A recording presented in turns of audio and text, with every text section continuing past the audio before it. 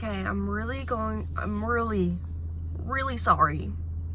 I don't have a stand. So, if this is kind of wobbly, just listen to it so you don't get motion sickness, So, let's talk about, okay, so, me and my friend, Apollo, which I've already put y'all on, I've been struggling with getting led on. And he posted a video about it, and now I kind of wanted to post a video similar, but not exactly the same, about basically like romantic illiteracy and modern dating and what it's become. Now, I guess let's talk about like modern dating. When I think of like romantic illiteracy, to me, it's a hand in hand, but I feel like it's if I can describe like the downfall of dating, I could just say romantic illiteracy and you'll just like know what I'm talking about. So basically, I feel like, and I just reposted a TikTok about this because it was like exactly what I was thinking, how the downfall and lack of community, specifically in America. That's where I'm from. I can only speak for that. And specifically,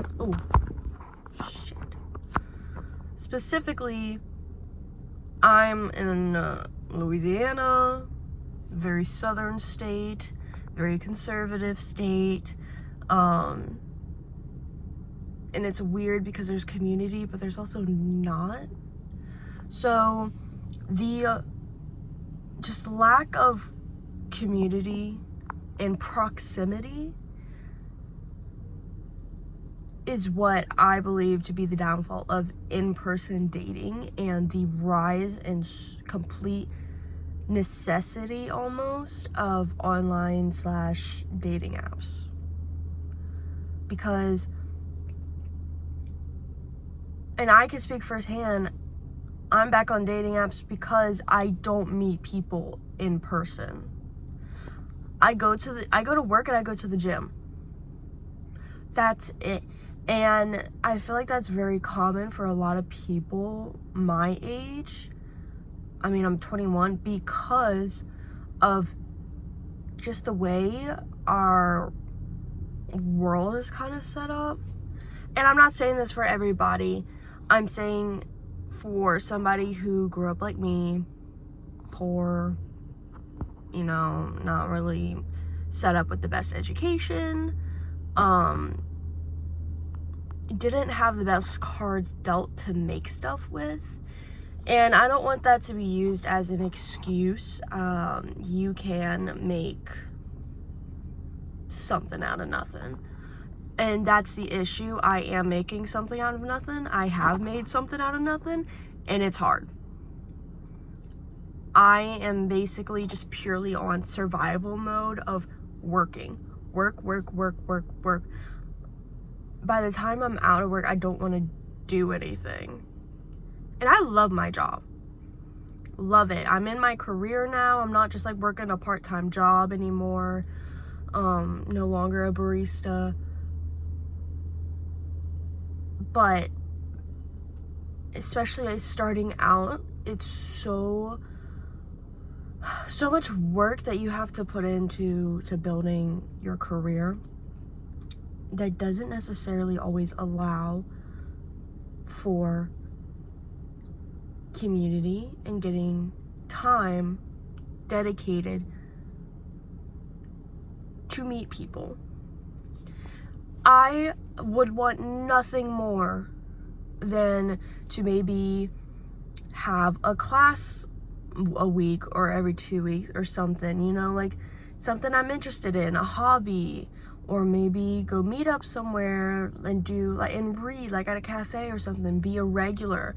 That's how like a lot of people That's how it is in movies. You're a regular somewhere, and then they're like, oh, I see you here once a week, and then you don't know if they're a stalker or not.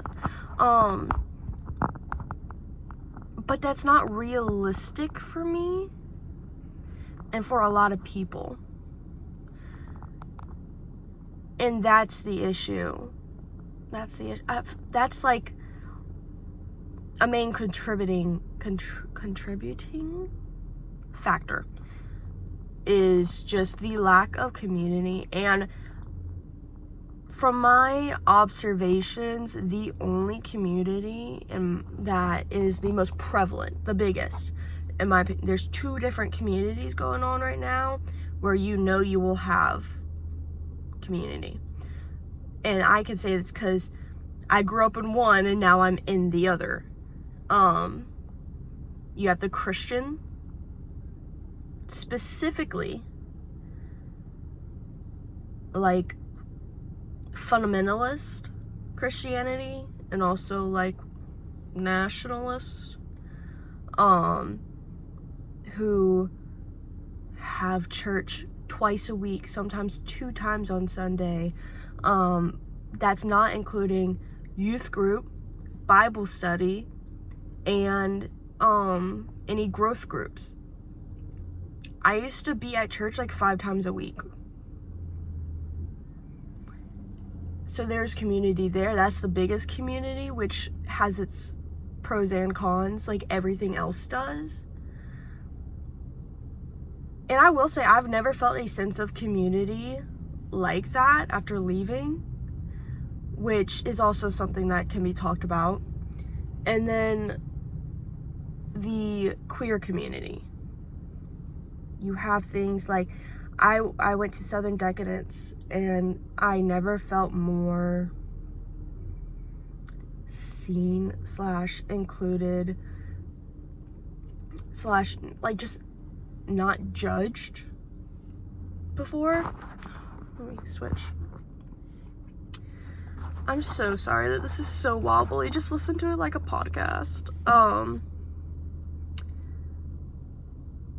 And that is so, and that also has its pros and cons. There's very toxic people in both. I'm not saying the queer community is this great thing, because sometimes it's not. Sometimes it can be worse, if I'm being honest.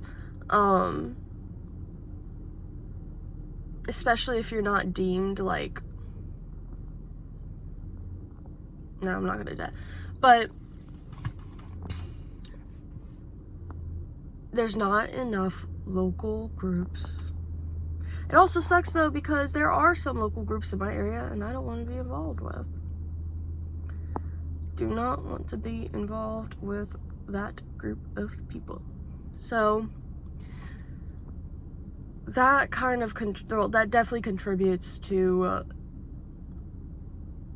the fact that nobody really meets people in person anymore, unless you like went to high school together or something, which I was homeschooled, so that did not happen.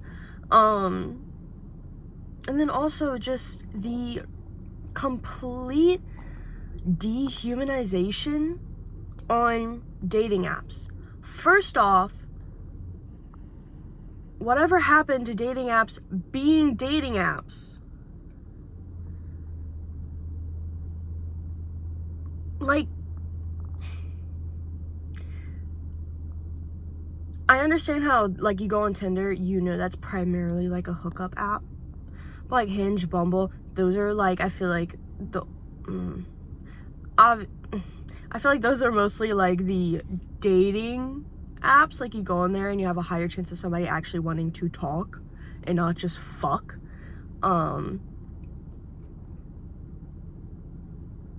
And it's just like, it's a continuous state of being led on. It's continuous. Just, I got to the point where I'm very upfront about what I want. Oh, sorry. About stating what I'm looking for. And I feel like there is when I say what I'm looking for, people can take it the wrong way, even though I try to explain it. I'm looking to date. I'm not looking to hook up. But that doesn't mean I'm looking to get married. That doesn't mean we go on one date and we're partners. What that is to me is we're going to go on a few dates or hang out, whatever. Get to know each other. This is just a way to start to introduce yourself, to get to know each other. And then go from there. I'm not trying to get married tomorrow. Or ever. I don't even know. And I feel like I'm going to talk about specifically men because women just don't match with me, and I also don't have much time left. I have to go into work. Oh my god. Women and non-binary people don't match with me. I don't know why. I've said it. If I've said it once, I've said it 100 times. I guess I don't look gay enough. But basically, they'll be like, oh yeah, you know, I really like talking to you. And this is like after like 5 days. No. I really like talking to you, and I think that, you know, you're the only one for me right now. And then you'll be like, and I'm not talking about me, but it's just like a really common thing where it's like, oh, so like we're exclusive. Whoa. No. Bitch, what the fuck? And also, the whole nice guy thing. I went on a date once. This was my last date ever. And literally left, felt like it wasn't going to work, texted him saying, hey, you know, you were really nice. I had a good time, but just travel situation, everything. I just, you know, and it was a first date. I get a call 2 seconds later. A call. That's fine. I wouldn't want to date an ugly fat bitch like you anyways. Okay, did I ask? Like, there's that immediate just toxicity towards women the moment they don't care. The moment they stop caring. And also, I feel like they just expect you to be pliant and malleable to what they are looking for, what they are expecting. I had somebody the other day ask me about my opinion about like military and like ICE, whatever. Literally the first 10 minutes of our conversation, and I'm like telling him my opinion. You asked for it. Did you not expect me to state my opinions? And didn't agree. And he actually was kind of, he was decently respectful. He was able to be like, okay, we don't agree on this. And I just didn't want to keep talking because I'm very strongly opinionated about ICE and the state of America right now, politically and economically. And to me, we can't morally align. Sure, if I come across you, you know, we're going to be nice, we could be friends. I'm not going to date somebody if we are not morally, politically aligned. Because in today's day and age, you have to be. Or else, what's the point? We're just going to stop talking. We're going to get married and then divorce in 10 years because we can't agree. No, I'm just going to go into things knowing what I need, what I want, what I expect. So there's just this complete downfall in respect for another person. Because I guess also it's easy to hide behind the screen if you haven't met yet. And like ghosting. Being like led on, oh, you know, like you're so pretty, like maybe we should go on a date, like, and you're talking, and then they just like, no, they ghost you. I have to go into work, but that's my thoughts. So, yeah. Bye.